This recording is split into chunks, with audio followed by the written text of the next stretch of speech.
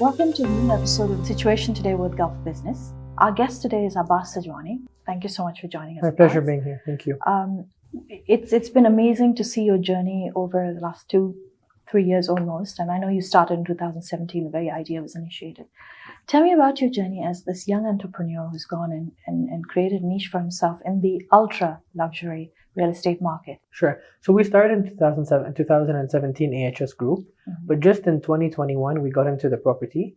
So around November 2021, we launched AHS Properties. We started off with 4 villas, which were three were in the Palm Jumeirah and 1 was in Emirates Hills.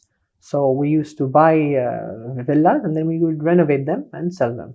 So we started off with the 4 villas. So we had a total GDV of around $100 million between the four villas, and then we saw the market was moving from not just luxury villas but as well to luxury apartments. So around a year ago, end of 2022, we launched our first development, which was One Canal, and that was a tremendous success. So we had that. We sold that fully. We also sold a very expensive penthouse in that project worth $50 million.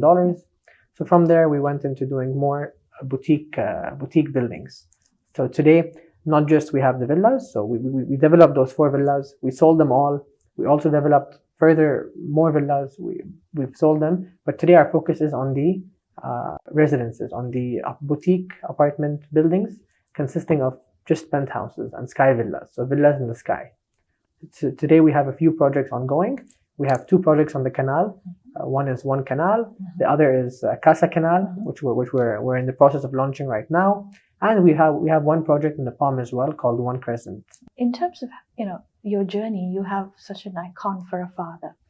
What are the most important lessons that you've learned from him that have helped your journey as a real estate magnate in the making?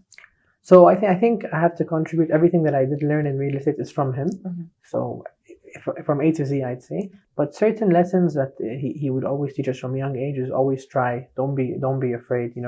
So be entrepreneurial. Start. Even if you make mistakes in the beginning, it's fine. You learn from them and you continue on. So I think that those lessons really helped me when I first started as well in 2017. So with my first businesses, we made mistakes, we fixed them, we continued, and I think in terms of the property, I would say everything that I've learned in terms of the property is from him.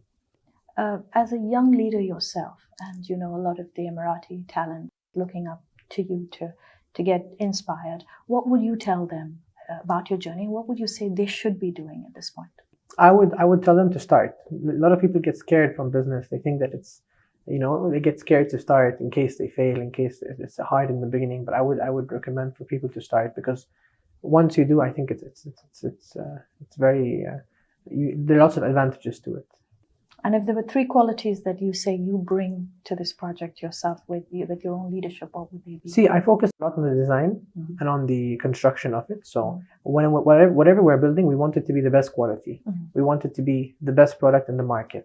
So whether it's from the location, so we don't go for projects in secondary locations. We only pick ultra prime locations, and that you can see that from our projects. From our villas, we're mainly in Palm Jumeirah and Emirates Hills, the 2 most prime locations in Dubai and exclusive locations.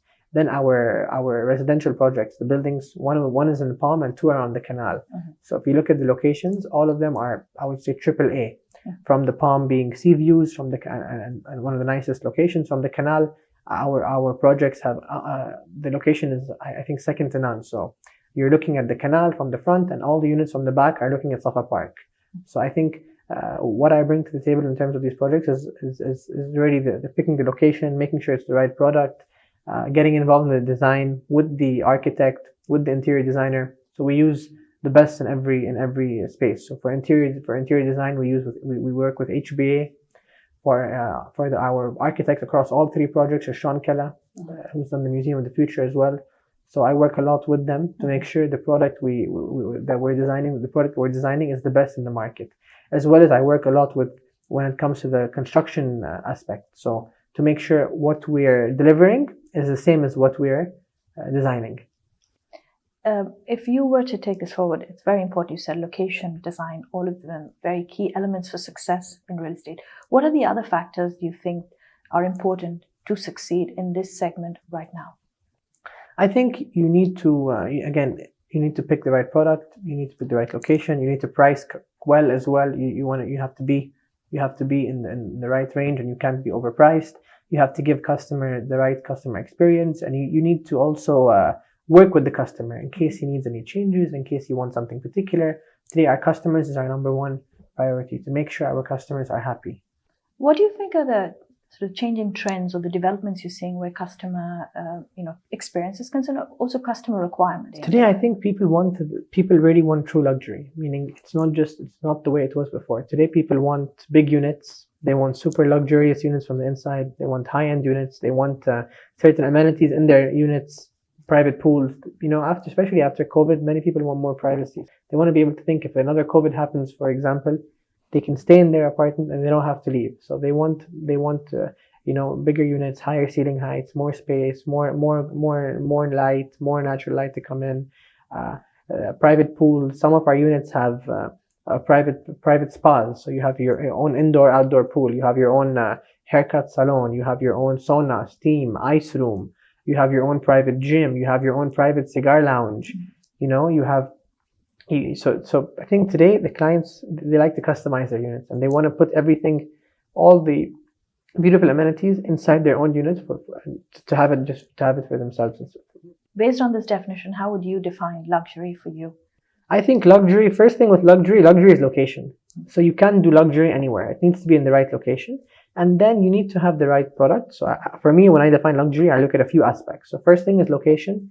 Second thing is the sizes matter. You can't have a luxurious apartment which is super small. And then what you do from the inside and from the outside. I think lots of it has to do with design and what materials you use, how you build, who's the architect you bring on board to help you, who's interior design. So I think it's not one item to do luxury. You need to get everything right.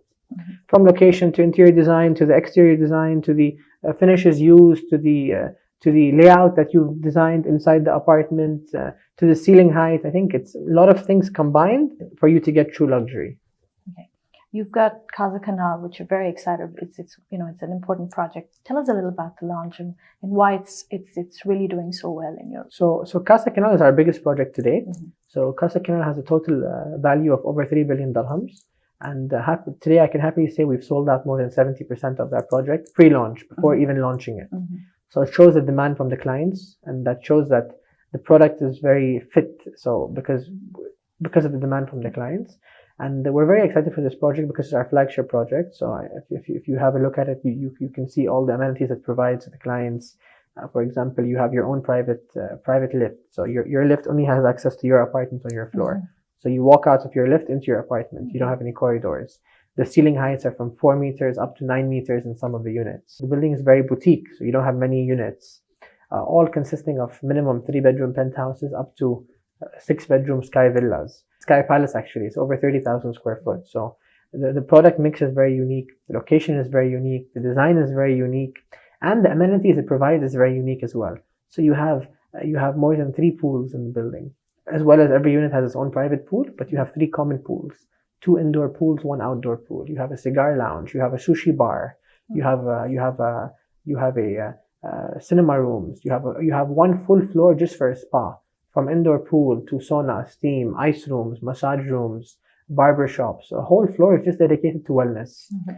Then you also have a bakery shop for breakfast. The building is also serviced, meaning there is a full-time car for its residences. There's a full-time concierge service. There's on-call housekeeping, on-call butler service. So the experience we're giving to the client is very unique.